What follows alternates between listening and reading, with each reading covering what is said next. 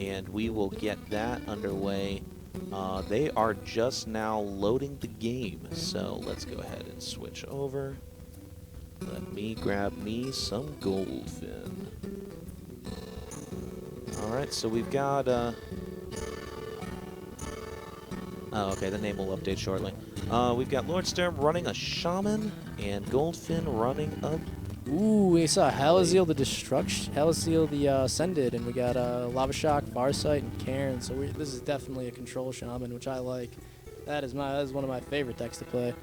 Farsight is a fun card. It's a fun card. Sometimes you hit the best card in your deck, and it's really fun. Yeah, and your cheap cards just get cheaper. You know, you're not losing too much. If you were to Farsight kind of the wrong card. Yeah, if you were to hit a 2-drop, the only bad thing is if you hit something like Lightning Bolt. You know, that's probably the worst draw to get off of it. Anything else is pretty okay. Lava Shock's good. Even like Storm Crack is decent, you know. But the rest of your curve is really high and really strong. You hit a Flame Wreath Faceless, you hit a Cairn, you hit an Earth Elemental, a Bog Creeper. What do we get? Ooh, Creeper. Destruction is really strong, but not in this matchup. This matchup is, he's playing Control Paladin, and he has Justicar in hand, and Justicar is probably the most annoying card for a Paladin to deal with. Shaman just got a new card called Maelstrom Portal, which I wonder if it's in the deck or not. It could be. I don't think it is, but it could be. You think he would have built his deck that quickly? You know, already played through the first chapter of... Karajan? Oh, hell yeah, dude. I would have played through that right away and got that card. That's what I did. Played through that mission real quick, got everything, and I was like, let's test it out. The Maelstrom Portal card for Shaman is pretty cool. I think it's pretty interesting. Because, like, the best part about it is that it doesn't have overload, you know? It's an AoE card for Shaman that doesn't set you back tempo-wise. Hey, like, if you make, you know, efficient use of it by having spell damage like Evolved Kobold +2, it's a 3 damage board clear for 2 mana, and you get a 1-drop, and you don't overload yourself. It's pretty good, man. Pretty good. That makes me excited to come play the new expansion. It's pretty good, yeah. No, I would definitely be excited. There's not too many good cards in the first wing. You know, the first wing is kind of crappy, but it's decent. There'll be some fun cards. Barnes is cool. We got some cool shit like Moros, dude. The 1/1 with stealth that summons a 1/1. How exciting is that? Sounds like we know what's going to be going into a Zulog deck.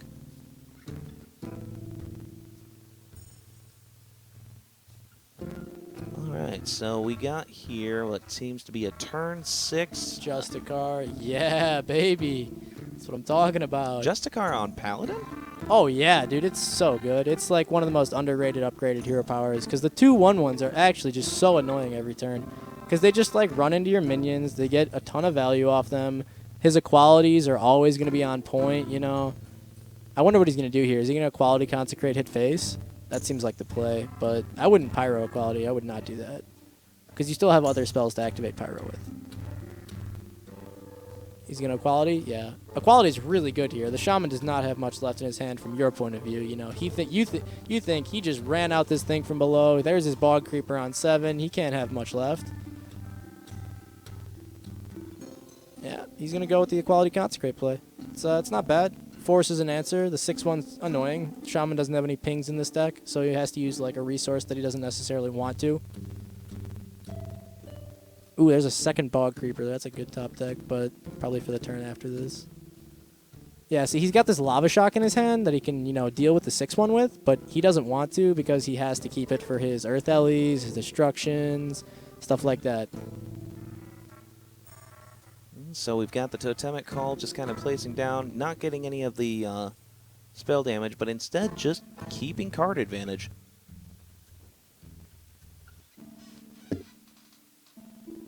And Dirty Chancho is hopping up and saying hello. Yeah, I see you on the screen, dude. I know you're talking to me. Oh, wow, that rag hits face. That's so good. He doesn't waste 8 damage on a 1/1 totem. He gets the clear. That 1/1 totem was actually the best roll out of 4 because it lets him clear the Justicar. Oh, and the Hex Ooh, is the saving young him Hex. just a Oh, bit. Hex Healing Wave. Here we go. Okay. Oh, he loses the Joust. That sucks. No fun. No fun. You're still keeping in the game, even if Oh, it's I know. not the most The 7 efficient. heal's fine because you're against Paladin, and Paladin doesn't have any way to burst you down, so you're not really scared of dying, but It's always better when you hit the joust because you're like, yeah, what up, dude? I just hit the joust, you know? Heal for 14 for 3. That's pretty sweet. Joust is such a silly mechanic in my opinion. Yeah, it's very. It's for a dice roll. It's even more silly. Yeah, I think they definitely regretted making the joust mechanic afterwards. They were kind of like, this will be fun for players, you know. And then they realized that it's only fun when you win, and even then you could tie, and then you're still sad, or you could just lose, and then you're even more sad. Well, now what we need is an anti-joust. You know, it's something that Zoo Warlock. Your joust cards always win. Kind of that, you know, if you draw lower than your opponent, flip the joust. Yeah, maybe. Because then you would have. I see where you're going. Just because you know that there are some people out there who are currently building joust decks. Yeah, but they could build a low curve deck where your jousts win. You know, you're trying to hit the 0 drop, bro. You're trying to get that Murloc Tiny Fin. You can't lose. You can't lose. I want Murloc Tiny Fin to come back. It's not bad. You could play it in that Divine Shield Paladin deck you were talking about. You know. You get it with the Steward of Darkshire, bro. 1/1 Divine Shield Murloc. That's pretty scary. That would be silly. All right, so we've got a full 10 mana on both players. However, only 15 health to 30. You know, I haven't heard you say your classic line, oh, the game's over. No, because this is a slow matchup. You can't really decide the game that quickly. Stuff like Dragon Warrior versus Zoo and, you know, early game minion-focused decks, the games can end very, very quickly, in my opinion. You know, it might sound pessimistic to say, like, oh, this game's over on, you know, turn 3 or 4, but, you know, most of the time they win from that position. There are comebacks. You know, there are some comeback mechanics in aggro matchups, but typically not really. No. Yeah, but you did say that these decks are not aggro. No, yeah, these are both control-heavy decks with large, you know, minions that are going to take a while to play. He's got this Enzoth package that he wants to get out. I don't know if the Shaman runs Enzoth, which is a big point of contention in these decks, because you have Ancestral Spirit, you have Cairn, you have Faceless, so you have the potential to get a big Enzoth, but it doesn't always work out that way. So a lot of people do cut it in favor of just a less greedy card, you know. And I don't know. It's tough to call because Enzoth is really good in control matchups, but you don't typically see a lot of control matchups. I'm loving the control matchup here, where we're just watching people wipe the board after wiping the board after. This Kodo, But the sorry to Kodo, interrupt. This Kodo 50/50 is huge. No. Oh no, never mind. He attacked the taunt. My bad. Yes, no, the Kodo is big. the strongest play right now because so here, have a free 7/3, and now take the N'Zoth package is slowly being filled out. Yeah, and he also just, you know, sets up lethal. You know, he's got a bunch of shit on board that he has to deal with. Oh, he's 1 mana off the Halaziel Storm. Oh, he hits the spell damage, though. What up? There we go. Pro Shaman plays, dude. That's what I'm talking about.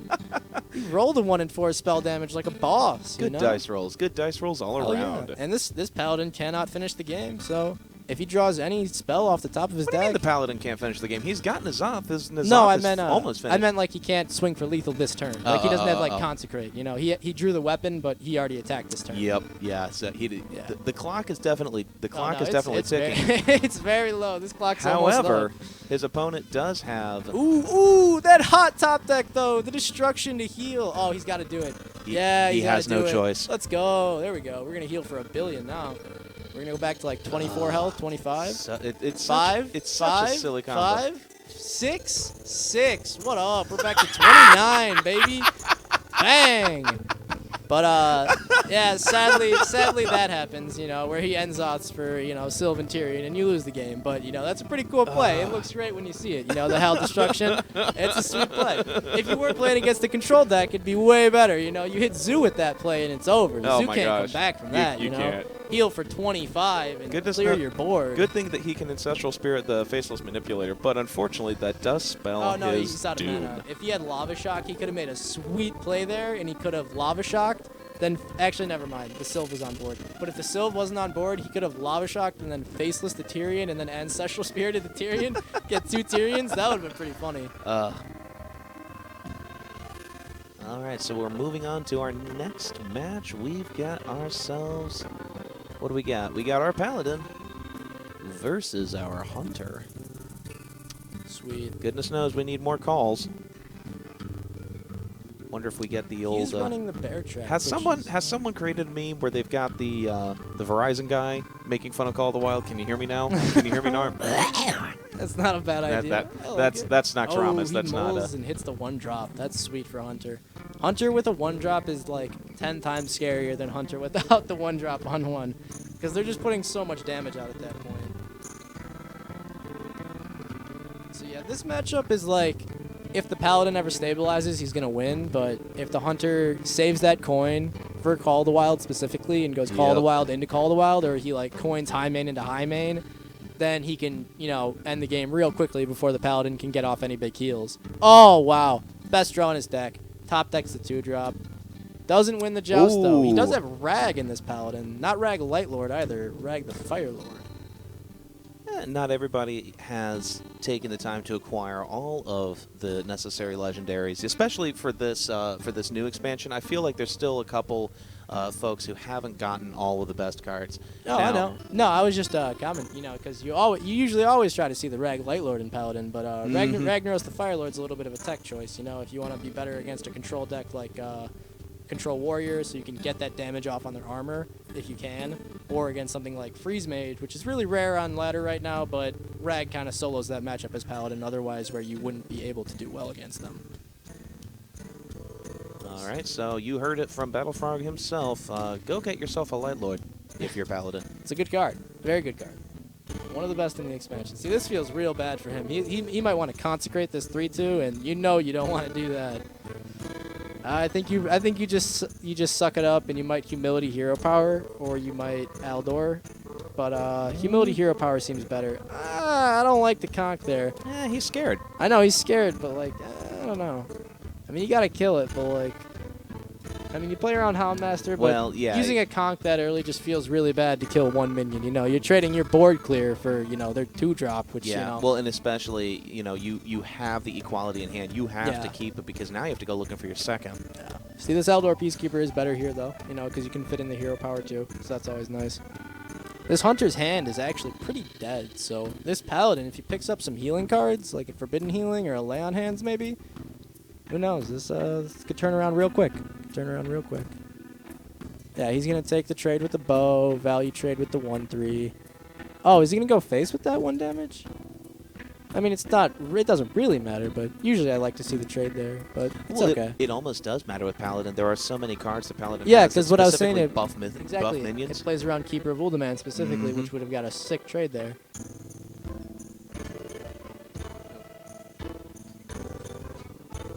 All right, so we've got ourselves a cheap hand, but the question, of course, with cheap hands is keeping it. Yeah, it's a clunky hand here. He's got this coin, and it's not really doing anything for him, and he's pretty sad about it, I assume. And he's got these 2 quick shots that he knows he wants to draw with, but he's got to empty his hand first.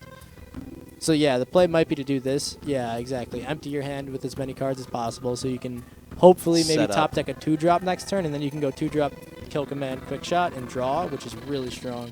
Because if you draw next turn and you hit Call of the Wild off the top, you probably win. No. You know, you probably win. Well, and that would be turning all of his other... Oh, sorry to cut you off again. Nope. But that's a hot top deck. Tyrion is probably the best card in his deck right now. Yep. Because if he gets that off, it's a lot harder for that Hunter to kill you through Tyrion than it is without it. Sadly, see, like, this is what I'm saying, you know? Like, you know, a card would be really good right here for this Paladin? Consecrate, you know? Consecrate would be pretty nice here, you know? You get rid of all the beasts on board, play around, you know, kill command. It sucks. He's going to use Pyro Humility, I bet, just to clear the beast. It's the right play.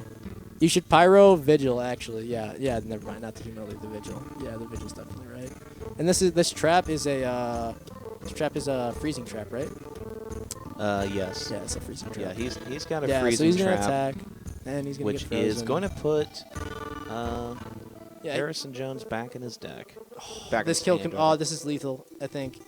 Animal Companion. Depends on the dice roll. He hits the Huffer. Is that it? No, he doesn't have the mana. Oh, wait, no. 6? No. No, it's not lethal. Never mind. That's not lethal, but it is setting up. He was very close. Yeah. Double quick shot. We need this Forbidden Healing off the top. Nope. No. That's Rag Lightlord. Oh man, if we only had Lightlord. Nope. 2 quick shots in hand. Game is over. Sad day for the Paladin when you don't draw any heals. You know, you're like the best healing class in the game right now because Priest doesn't exist. So you know it sucks when get down to 3 health against this mid-hunter with no cards in hand and you can't punish him. Okay, but at the same time, Priest doesn't exist, but it's really annoying when Priests... Oh, I know. When Priests are good. Yeah, when Priest beats you, nobody likes when Priest beats you, you know? Everybody hates when Priest beats you. Like, that sucks. Losing to Priest is demoralizing. Oh, he doesn't even finish him off with the top decked Unleash. Why bother? Because it's the one dog coming in for that piece of damage, and it looks funny. That's why. It's like, haha, I top decked the one doggy. You Woof, know? woof. Exactly. You couldn't play around it. You tried to play a minion just to kill me, but, you know, nope. Unleash the hounds for one. All right, so we've got ourselves a 1-1 series, and this would be the final game. This would be the final game. All right, so who is pulling out what? We've got ourselves Goldfin Hunter? pulling out Yeah. his Shaman. Hunter versus Shaman. Let's go. This matchup is... Oh, we got double Lightning Storm. We're playing mid Shaman, boys. Oh, that's a Fire Ellie and Azure Drake. Oh, boy. See, this matchup is actually, like, entirely dependent on the Hunter's play. Like, if the Hunter has a really good early curve and he plays it correctly and takes the right trades, the Shaman never gets good value out of Lightning Storm in this matchup. But if he doesn't, if he chooses to like go face on a turn where he could get a good trade-off, and the Shaman gets like a sick Lightning Storm with like, you know, him already having like a Totem Golem on board or something, the matchup can shift really quickly. Like, he totems here, which I don't really like. I would have coined Tuskar right there every time, or Mana Tide. Like, you need to get on board versus Hunter. You're lucky he's had a shit hand, by the way. No play before turn 4 for a mid-hunter, that hurts. So now, like, him being greedy and saving his minion was actually good. Because now he can coin the Fire Ellie on turn 5, which is really strong. It's an amazing play, actually. And him rolling the 1-1 totem there with Tuskar is actually insane. Because he gets to play around Houndmaster for a turn, which is just sweet. Yeah, he jams the thing from below. Oh, come on, bud. Throws, dude, throws. How is that a throw? I mean, obviously trading... You trade in. You're mid-Shaman. You're not face Shaman. Dude, you don't have the Lava Burst. You probably only have one Doomhammer, too. So, like, you got... Yeah, see? You play around Unleash, too, you know? Unleash is, like, the card that you try to play around the most as mid-Shaman, actually. And see, now he gets sick trades. He trades in those 2 dogs. Oh, wow, he doesn't. Wow, that's so bad. Yeah, we're seeing a little bit of misplay from both sides, but that's okay. It's okay. We're not all pro players here. Neither am I. Oh, see, I would have coined the Fire Ellie here. Like, he tries to get the value out of the Trog. Okay. Instead of just making fun of these guys, explain why. Oh, no, because as if you're playing against mid Shaman, you want to keep a Death Rattle on. You want to keep a Death Rattle on board, and that Infested Wolf is really hard for the Shaman to deal with. So when you leave him open like this, see, this is what I mean. If the Shaman gets value off of Lightning Storm in this matchup, it all changes. Watch this. Watch this. If he Lightning Storms here and he hits 3s on the two side targets, it's over. Oh, did he hit it?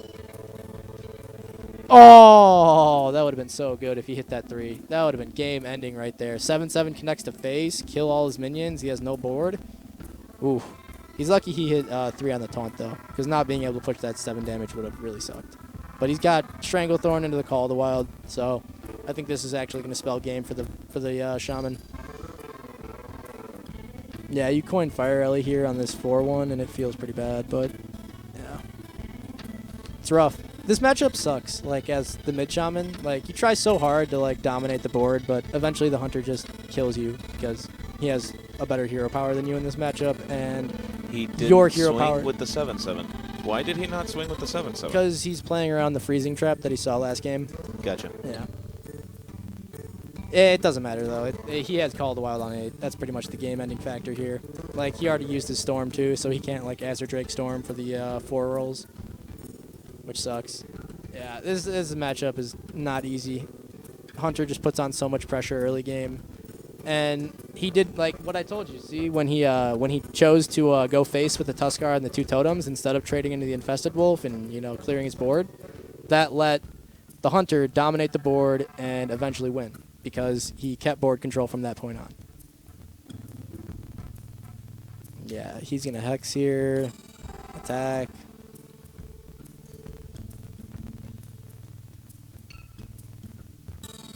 Are we dragging now, or are we 7/7ing? 7/7's probably the play to win, but... Tuskar Totemic isn't going to be able to save him from this. No, it doesn't look like this mid-Shaman has any healing. You can try to tech in a healing wave or a Halaziel in mid-Shaman, but it's usually not worth it, so I don't blame him. We've got 2/2 dogs. We've got an Eagle Horn Yep, bow. that is lethal. That is the game. Attack with the fucking bow. Hero power. Bang, bang. Game over. That's 2-1. Lordstrom wins. It was a close series, but yeah, he had unfavorable matchups. Goldfin, those are hard matchups to win. And Lordstrom, he didn't draw amazingly in this last game, but the other game he drew really poorly and still ended up winning, which was really good for him.